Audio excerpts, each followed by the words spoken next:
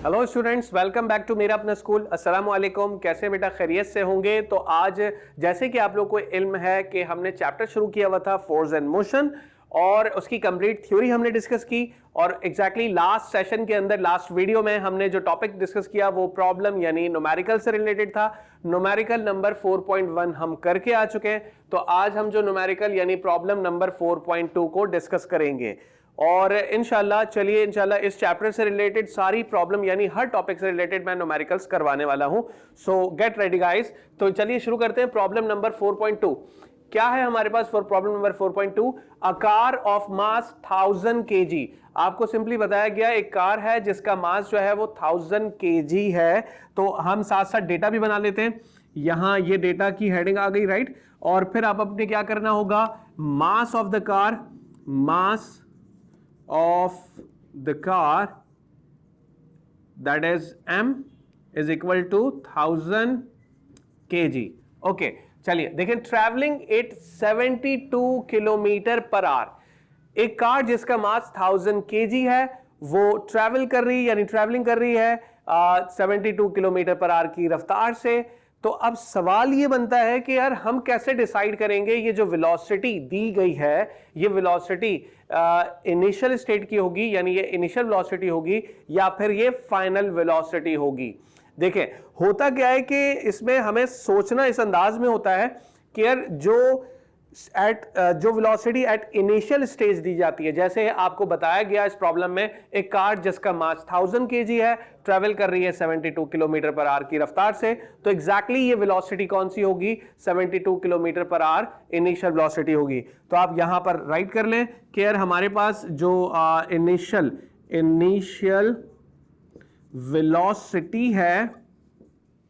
Velocity है of the car,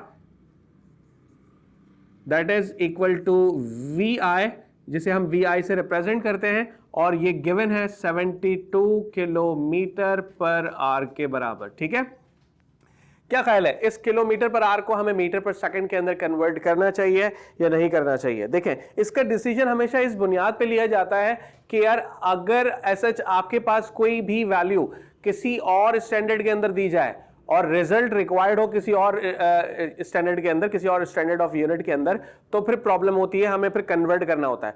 यहां पर कहीं पर मेंशन नहीं है कि हमें जो है वो एट द एंड जो भी हमें निकाल के देना होगा वो international standard measurement of unit के अंदर है या किस यूनिट के अंदर है। होता क्या है कि आप अपनी प्रीफिक्स को सॉल्व करके उसको सिंप्लीफाइड फॉर्म में लिखें, यानी किलो क्योंकि प्रीफिक्स है 1000 के बराबर होता है, जबकि आवर्स जो होता है वो एग्जैक्टली सेकंड्स की फॉर्म में हमें लेकर आना होगा। तो इसको जल्दी से सॉल्व कर लेते हैं। यहां पर हम क्या करेंगे बेटा, 72 आपका एज इट इज रहेगा। किलो की जगह पर आपने क्या करना है, जस्ट 1000 रखना है। और आर का मतलब क्या होता है बेटा? आर का मतलब होता है एग्जैक्टली 1 घंटा। पर आर कहा गया तो पर का मतलब क्या होगा बेटा? 1 घंटा। तो आर से सेकंड में जाने के लिए आप डायरेक्ट नहीं जा सकते। एग्जैक्टली पहले आर से हम आएंगे मिनट के अंदर। ठीक है, किसके अंदर आएंगे? मिनट्स के अंदर आएंगे।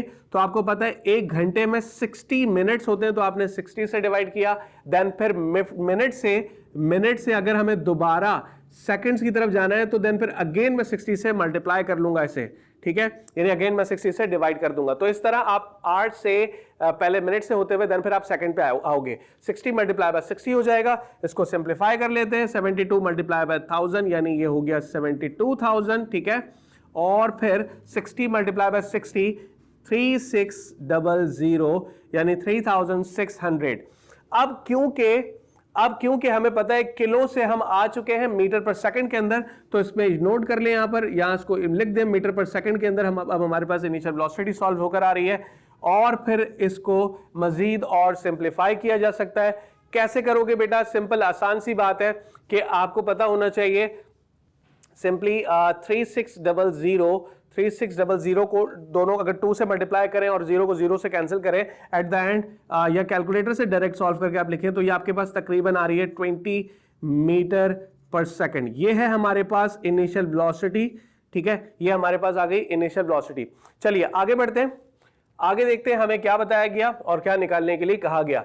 Is uniformly brought to rest over a distance of 40 metre. कहा गया एक कार जिसका मास 1000 kg था, इनिशियली उसकी रफ्तार थी 72 किलोमीटर पर आवर, और फिर इस रफ्तार में रहते हुए कार को अब हमने क्या करना है, ब्राउट टू रेस्ट यानी रुकाना है। हम इसको रुकाएंगे लेकिन just after completion of 40 metre distance. 40 metre के डिस्टेंस कवर होने के बाद अब आपने इस कार को क्या करना है, रुका देना है।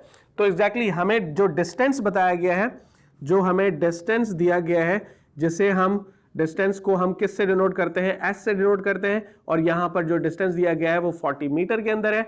और uniformly brought to rest, uniformly brought to rest, ये वो हिंट है जिससे आप बेसिकली एक्सट्रैक्ट करोगे कि ये है हमारे पास फाइनल वेलोसिटी। तो फाइनल वेलोसिटी आपके पास क्या दी गई है, final velocity brought to rest. Rest का मतलब क्या होगा, आप कार को रुका दोगे और रुकने पर कार की फाइनल यानी इनिशियल जो कि 20 मीटर पर सेकंड थी वो डाउनफॉल होके उसकी फाइनल वेलोसिटी क्या हो जाएगी, कार रुक जाएगी तो 0 मीटर पर सेकंड हो जाएगी। ठीक है, 0 मीटर पर सेकंड।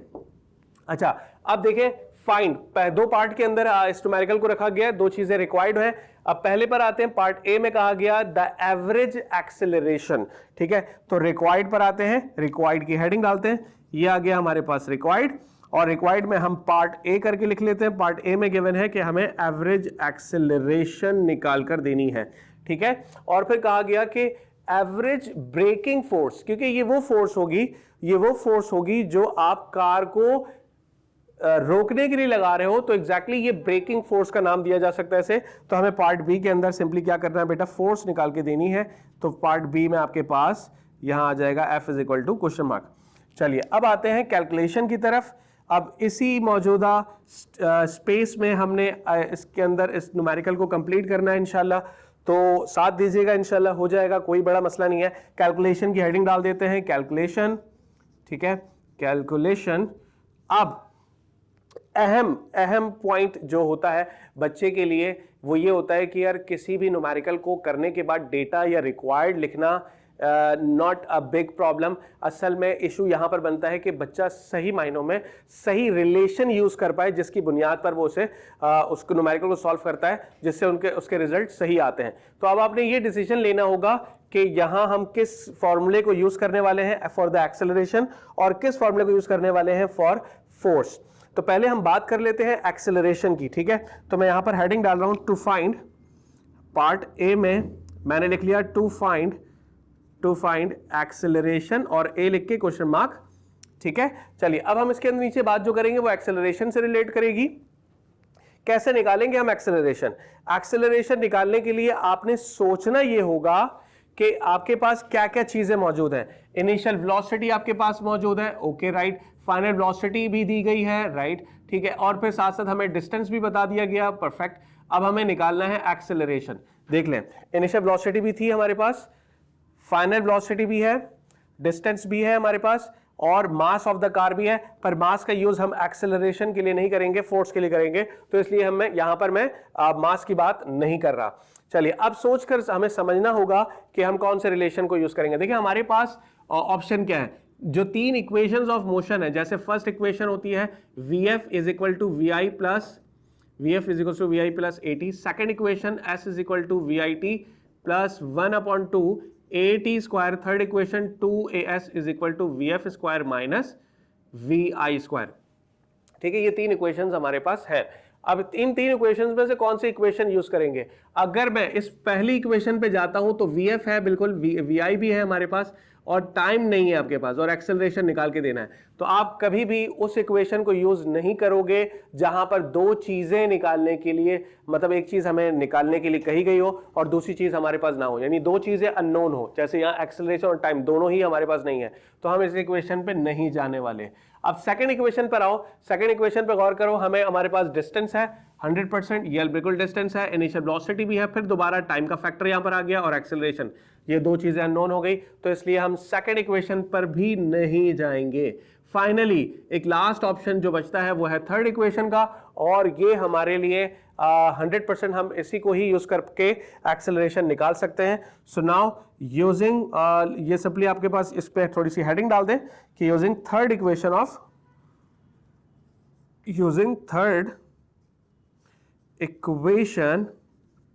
Of motion. ठीक है, हम थर्ड इक्वेशन ऑफ मोशन को यूज कर रहे हैं। क्या है equation? 2as is equal to vf square minus vi square. अच्छा, अब क्या करेंगे बेटा, आपने सिंपली एक्सेलरेशन निकाल के दे दी है, तो जो चीज निकालनी होती है उसको वहीं पर रहने दें, अकेला कर दें उसको, बाकी सारी वैल्यूज को दूसरी तरफ ले जाएं। 2s a के साथ मल्टीप्लाई हो रहा है तो दूसरी तरफ जाके वो डिवाइड हो जाएगा, तो ये आपका vf square minus vi square divided by 2s आ जाएगा। तो ये वो रिलेशन है जो हमें एक्सेलरेशन निकालने में हेल्पफुल रहेगा। चलिए अब हम जाते हैं, डायरेक्ट सारी वैल्यूज को पुट करते हैं और वहां से एक्सेलरेशन हमारे पास आ जाएगी। फाइनल वेलोसिटी क्या थी आपके पास? फाइनल वेलोसिटी सिंपली आपके पास देखें 0 मीटर पर सेकंड है, तो यहां पर आ जाएगा 0 का स्क्वायर। देन फिर इनिशियल वेलोसिटी क्या दी गई है? 20 मीटर पर सेकंड, तो 20 का स्क्वायर, और फिर 2 एज इट इज रहेगा। डिस्टेंस की जगह पर हम 40 लिख देंगे क्योंकि डिस्टेंस हमें 40 मीटर दिया गया है, तो ये आपका 40 आ गया। अब आप इसे सॉल्व कर लें। अगर 0 तो 0 ही रहेगा, लेकिन 20 का स्क्वायर यानी 20 टू 20 यानी 20 को 20 से मल्टीप्लाई करें तो ये अप्रॉक्सीमेट 400 आ रहा है, और फिर 2 मल्टीप्लाई 40 ये 80 आ गया, ठीक है। और फिर आप 80 और 400 का टेबल लगा के इसे कैंसिल आउट करें तो आपको अंदाजा हो जाएगा कि अगर हम यहाँ से एक्सेलरेशन निकालें तो 81 जा 80, 82 जा बेटा 160 एंड 160 320, और फिर ये तकरीबन 5 आ रहा है, ठीक है। 81 जा 80 और 85 जा, ठीक है, 85 जा आपके पास क्या आ रही है एक्सेलरेशन? -5 मीटर पर सेकंड स्क्वायर, ये हो गई एक्सेलरेशन, ठीक है। अब हम जाते हैं सेकंड पार्ट की तरफ जिसमें हमें फोर्स निकालकर देनी थी, यानी ब्रेकिंग फोर्स हमें निकालकर देनी थी। तो पार्ट बी जिसमें हमें फोर्स निकाल कर देनी है, ठीक है। तो अब आप इस पे लिख लो बेटा, इस पे हम लिख लेते हैं पार्ट बी,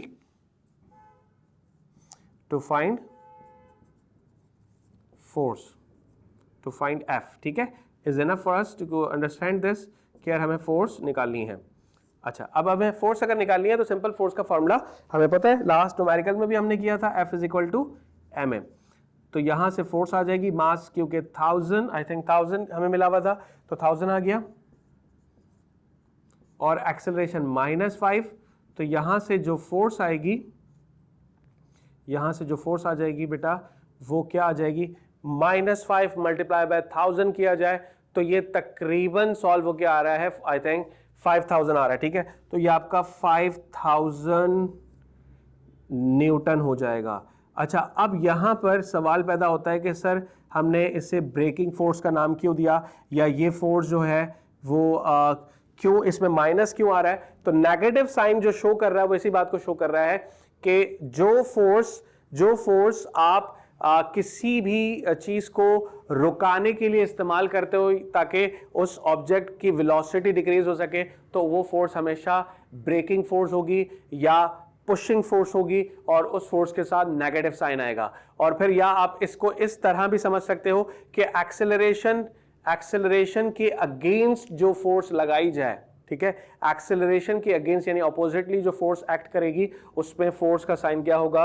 नेगेटिव साइन होगा, ठीक है। Negative sign shows that the force is acting opposite to the direction of acceleration of the car, ठीक है। चलिए हम अपने इस सेशन को यहीं पर इख्तिताम करते हैं और जल्द मुलाकात होने वाली है इंशाल्लाह नेक्स्ट प्रॉब्लम नंबर 4.3, और देन वी विल गो मोर इंशाल्लाह। अपना बहुत सारा ख्याल रखिएगा। थैंक यू, अल्लाह हाफिज़।